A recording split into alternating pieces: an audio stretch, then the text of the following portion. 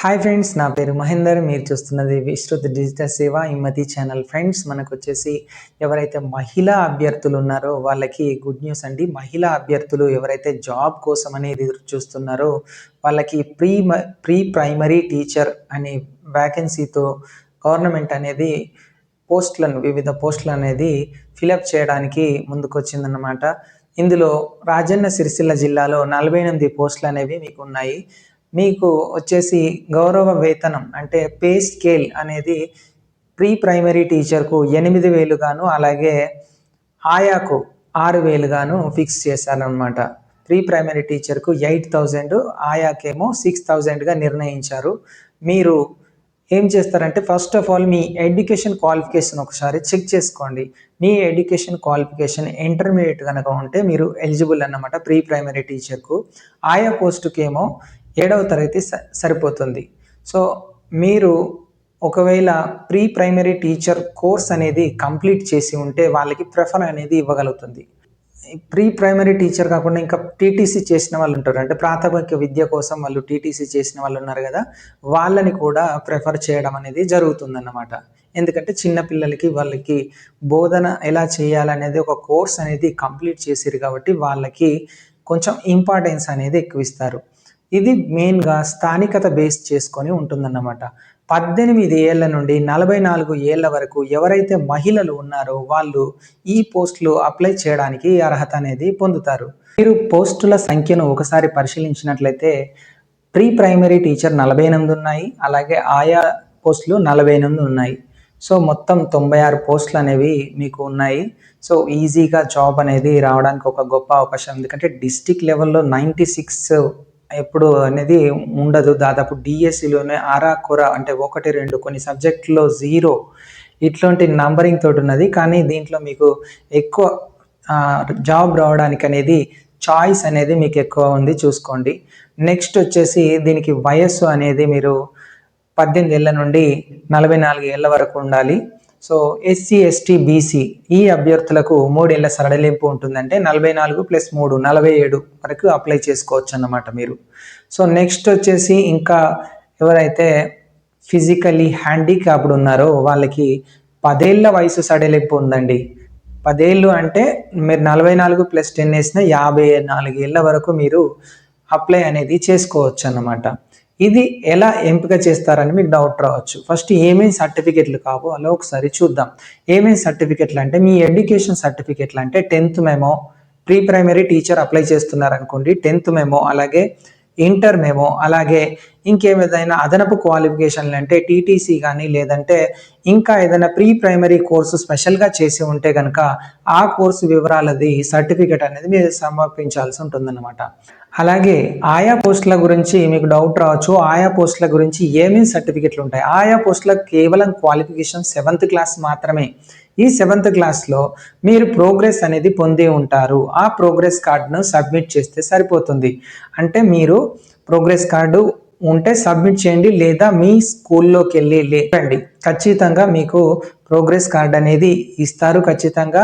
ఒకవేళ అక్కడ మీరు చదివిన స్కూల్ అనేది మూతబడి ఉంటే కనుక ఎంఈఓ ఆఫీస్కి వెళ్తే కనుక మీరు చదివిన స్కూల్ వివరాలు, మీకు వచ్చిన మార్కుల ఆధారంగా మొత్తం అన్నీ రిజిస్టర్లో వాళ్ళు పొందుపరిచి ఉంటారు. సో ఆ రిజిస్టర్లు చూసి వాటిని మీకు వేసి ఇవ్వడం జరుగుతుంది. స్టడీ సర్టిఫికేట్ కూడా ఇవ్వడం అక్కడే జరుగుతుంది అన్నమాట. సో ఆల్రెడీ స్కూల్ ఉంటే స్కూల్లో మీ వివరాలు ఉంటాయి, లేదంటే ఎంఈఓ ఆఫీస్లో ఉంటాయి. ఇది గమనించుకోండి ముఖ్యంగా. అట్లాగే ఇది ఎప్పుడు స్టార్ట్ అవుతుంది, అలాగే ఎప్పుడు ఎండ్ అవుతుందని మీకు డౌట్ ఉండొచ్చు. ఇది జూన్ 6వ తారీఖు స్టార్ట్ అయ్యి 9వ తారీఖు నాడు ఎండ్ అనేది కావడం జరుగుతుంది. అయితే మీకు ఒక చిన్న డౌట్ రావచ్చు, ఈ ఎంపిక ప్రక్రియ అనేది ఎలా జరుగుతుందని. ఎంపిక ప్రక్రియ అనేది మీకు మెరిట్ లిస్ట్ ఆధారంగా జరుగుతుంది. అంటే మెరిట్ ఎవరైతే మార్కులు ఎక్కువగా ఉన్నాయో వారికి మాత్రమే జాబ్ అనేది ఇవ్వడం జరుగుతుంది. అంటే మీరు ప్రీ ప్రైమరీ టీచర్ అప్లై చేస్తే కనుక ఇంటర్మీడియట్లో మీ మార్కులు ఎన్ని అనేవి చూస్తారు, లేదంటే ఆయా అప్లై చేస్తే కనుక 7th క్లాస్లో ఎన్ని మార్కులు వచ్చాయి అనేది వాళ్ళు సేకరిస్తారన్నమాట వివరాలు మీ ప్రోగ్రెస్ ద్వారా, లేదంటే మీ మెమోస్ ద్వారా. అలాగే ఇందులో ఎటువంటి అవకతవకలకు ఆస్కారం ఉండదు. ఎందుకంటే మెరిట్ లిస్ట్ ప్రకారం కాబట్టి మీరు అభ్యంతరం కూడా తెలపొచ్చు. ఎవరైనా డీమెరిట్ వాళ్ళు సెలెక్ట్ అయితే కనుక. అంటే అప్పుడు ఆ రోజు సరైన పత్రాలతో ఎంతమంది అప్లై చేశారన్నది ఇంపార్టెంట్. సరైన పత్రాలతో అప్లై చేసినప్పుడు అందులో ఎవరిది ఎక్కువ మెరిట్ ఉన్నదనేది వర్తిస్తుంది అన్నమాట. మీరు అప్లై చేసి ఉంటే కనుక మీరు అందరికన్నా ఎక్కువ మార్కులు పొంది ఉంటే మీకు ఉద్యోగం అనేది గ్యారంటీగా వస్తుంది. మెరిట్ ఆధారంగా ఎటువంటి ఎగ్జామ్ అనేది లేదు. నెక్స్ట్ వచ్చేసి మీరు ఏ డేట్లు అనేది ఇంపార్టెంట్గా గుర్తుంచుకోండి. ఫస్ట్ ఇది స్టార్టింగ్ అనేది జూన్ 6వ తేదీన అంటే 6th జూన్ అంటే రేపటి నుండి స్టార్ట్ అవుతుంది. అలాగే ఎండింగ్ వచ్చేసి 9 వరకు ఎండ్ చేస్తారు. సెలక్షన్ లిస్టు 1:3 అంటే ఒక పోస్ట్కి ముగ్గురిని సెలెక్ట్ చేస్తారు. అంటే ఎందుకంటే సర్టిఫికేట్ వ్యాలిడేషన్లో ఏదైనా ప్రాబ్లం వస్తే కనుక వాళ్ళకి మీకు 1:3లోంచి ఒకరిని సెలెక్ట్ చేస్తారు. అంటే ముగ్గురిని సెలెక్ట్ చేస్తారు. ఫస్ట్ మెరిట్ ఆధారంగా సెలెక్ట్ చేస్తారు. ఆ తర్వాత సర్టిఫికేట్లు అనేవి కంపల్సరీ ఉండాలి. సో అందుకోసమని 1:3 చేసి ఆ తర్వాత ఫైనల్ లిస్ట్ అనేది 15 నాడు వస్తుందన్నమాట. అంటే 15 నాడు జూన్ 15 నాడు ఇప్పుడు అప్లై చేస్తే మీకు జూన్ 15 నాడు అనేది కంపల్సరీ ఉద్యోగం అనేది వస్తుంది. ఆ తర్వాత 16 నాడు మీరు ఏమైనా అభ్యంతరాలు ఉంటే తెలుపొచ్చు. అంటే డీమెరిట్ లిస్ట్ కానీ ఇంకేదైనా ప్రాబ్లం ఉంటే కానీ మీ సర్టిఫికేట్ వెరిఫికేషన్లో ఏదైనా లోపాలు ఉంటే కానీ మీరు ఎంఈఓ దృష్టికి లేదంటే డిఈఓ దృష్టికి సంబంధిత అధికారులకు మీరు ఫిర్యాదు అనేది చేయవచ్చు అన్నమాట. సో మీరు వీలైనంత తొందరగా అప్లై చేయండి. ఇందులో అప్లై చేయడానికి ఇంకా ఏమేం కావాలని అడుగుతున్నారు కదా. మీ మార్క్స్ లిస్ట్ అంటే మెమో కావాలి, intermediate memo, pre primary teacher కోసం, అలాగే స్థానికత కోసం. స్థానికత అంటే ఏంటి? రెసిడెన్స్, లోకల్ సర్టిఫికేట్ కావాలండి. లోకల్ క్యాండిడేట్ సర్టిఫికేట్ తీసుకుంటే సరిపోతుంది. ఇంకోటి వచ్చేసి మీరు మీ మెమోతో పాటు క్యాస్ట్ సర్టిఫికేట్ అంటే రిజర్వేషన్ అనేది పొంది ఉంటారు కదా.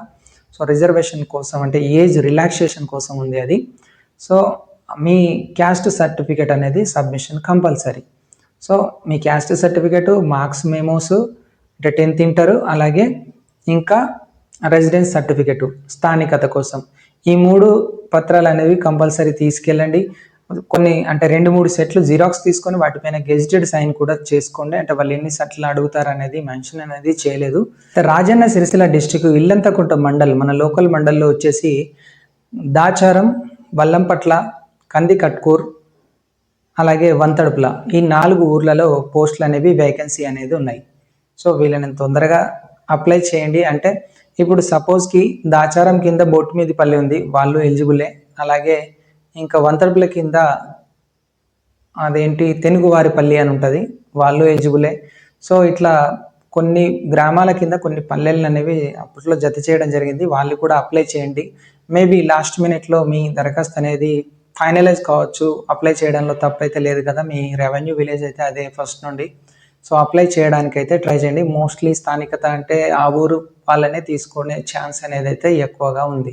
ఇది ఆన్లైన్లో అప్లై చేయాలా లేదంటే ఆఫ్లైన్లో అప్లై చేయాలా అని చాలామంది డౌట్ అనేది వచ్చి ఉంటుంది. ఆన్లైన్ కాదండి, ఇది ఫుల్లీ ఆఫ్లైన్ బేస్డ్. మీరు నేరుగా దరఖాస్తులు అనేవి ఎంఈఓ గారికి ఇవ్వాల్సి ఉంటుంది అన్నమాట. మీరు దరఖాస్తు ఫారం అనేది స్థానికంగా అంటే ఎంఈఓ ఆఫీస్ నుంచి తీసుకోవచ్చు, లేదంటే స్కూల్లోకి వెళ్ళి హెడ్ మాస్టర్ ద్వారా తీసుకోవచ్చు, లేదంటే మీరు స్థానికంగా ఏదైనా ఆన్లైన్ సెంటర్లు, లేదంటే సిఎస్సి సెంటర్లు, లేదంటే మీ సేవ ఎక్కడికి వెళ్ళినా కానీ మీకు ఫారం అనేది ఇస్తారు. దాన్ని ఫిలప్ చేసి మీరు ఆఫ్లైన్లో అనేది సబ్మిట్ చేయాల్సి ఉంటుంది. అండ్ మోస్ట్లీ రాజన్న సిరిసిల్లాలో నేను మిగతా మండలాన్ని కూడా ఎక్స్ప్లోర్ చేయడం జరుగుతుంది. అంటే ఏ మండలాలు ఏ ఊర్లలో పోస్ట్ ఉన్నాయో వాటిని మీకు ఎండ్ కార్డ్ అంటే లాస్ట్లో వేయడం జరుగుతుంది. చూడండి ఒకసారి. మీరు ఎలిజిబుల్ ఉంటే కనుక మీ మండలంలో మీ ఊర్లలో వాటిని చూసుకొని అప్లై అనేది చేసుకోండి.